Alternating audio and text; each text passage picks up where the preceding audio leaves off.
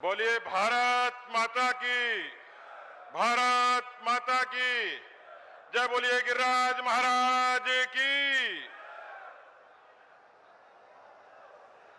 इस विशाल आम सभा में हम सब के बीच में उपस्थित आदरणीय जिलाध्यक्ष जी, वरिष्ठ नेता आदरणीय राजेंद्र राठौड़ जी, आदरणीय गजेंद्र सिंह जी, आदरणीय किरोड़ीलाल मीणा जी, आदरणीय अलका गुर्जर जी, सांसद रंजीता जी और यहां पर उपस्थित पार्टी के सभी सम्मानित जनप्रतिनिधिगण, उपस्थित बहनों और भाइयों,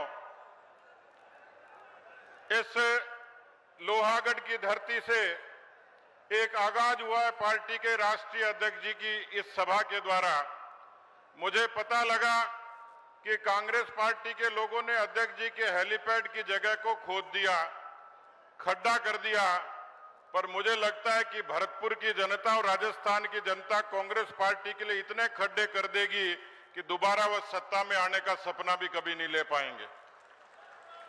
ये वीर महाराजा सूरजमल की धरती, ये पूरब का द्वार, पूरब से सूरज उगता है और मुझे पूरा भरोसा है कि जिस तरीके से 9 वर्षों में देश के यशस्वी प्रधानमंत्री नरेंद्र मोदी जी ने किसानों के लिए, जवानों के लिए, नौजवानों के लिए, महिलाओं के लिए, दलितों और वंचितों के लिए जिस तरीके से योजनाएं लगाई हैं, उससे न केवल आम आदमी का जीवन बदला है, आम आदमी का जीवन तो बदला ही है, लेकिन हिंदुस्तान की साख भी बढ़ी है, हिंदुस्तान का स्वाभिमान बढ़ा है।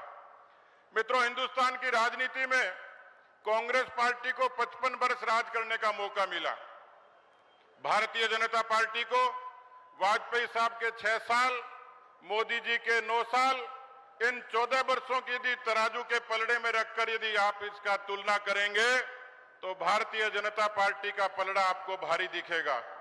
और अब ऐसा लगता है कि जिस तरीके से दुनिया ने भारत के अभिमान को, सम्मान को स्वीकार किया है, दुनिया का सबसे पूंजीपति देश का अमेरिका का राष्ट्रपति मोदी जी के ऑटोग्राफ लेता है, दुनिया के दूसरे देशों के लोग प्रधानमंत्री के चरण छूते हैं, और अब आपके बीच में हेलीकॉप्टर भी आ गया। ये हेलीकॉप्टर भारत की उस उड़ान का प्रतीक है जिसमें जेपी नड्डा जी जैसे कुशल संगठक, जिन्होंने भारतीय जनता पार्टी को कश्मीर से कन्याकुमारी और कच्छ से कामरूप तक मजबूती दी है। मैं आप लोगों से निवेदन करना चाह रहा हूं कि जिस तरीके से इस कांग्रेस पार्टी की राज के और सरकार के खिलाफ आपके मन में उत्कंठा है, निराशा है, आक्रोश है, ये पहली बार नहीं हुआ है। जब जब कांग्रेस पार्टी की सरकार आती है, भ्रष्टाचार का तांडव, किसानों से ठगी, नौजवानों से ठगी, वादा खिलाफी, कानून व्यवस्था को ध्वस्त करने का काम होता है। और ये सरकार ऐसी है जैसी एक कवि ने कहा कि एक नए नए बने मंत्री ने अपने ड्राइवर से कहा, एक नए नए बने मंत्री ने अपने ड्राइवर से कहा, आज कार में चलाऊंगा। ड्राइवर ने कहा, हुजूर मैं उतर जाऊंगा, ये कार है, सरकार नहीं जो भगवान भरोसे चल जाए। अशोक गहलोत की सरकार ऐसी है मित्रों।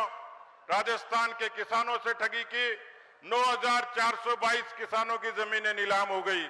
78%, अभी किरोड़ीलाल जी भ्रष्टाचार का जिक्र कर रहे थे, 78% लोग राजस्थान के रिश्वत देते हैं, ये स्वीकार किया करप्शन सर्वे ने।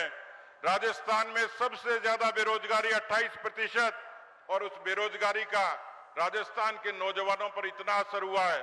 एक लड़के लड़की की सगाई हो गई, रीट की परीक्षा दी थी, थोड़े दिन बाद लड़की ने लड़के को फोन किया कि सगाई कैंसिल। उसने कहा क्यों? कि जब रीट कैंसिल हो गई तो सगाई भी कैंसिल। ये अशोक गहलोत की सरकार लोगों के सगाई तोड़ने का भी काम करती है मित्रों।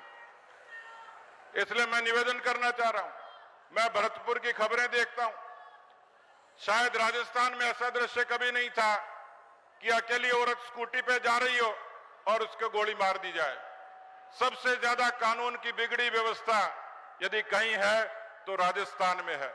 9.5 लाख मुकदमे आज तक दर्ज नहीं हुए थे, 17 बलात्कार, 7 हत्याएं, ये राजस्थान की सरकार का नजारा और नतीजा है मित्रों।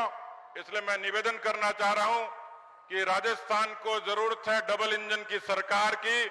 देश की सरकार को मोदी जी ने मजबूती से चलाया है।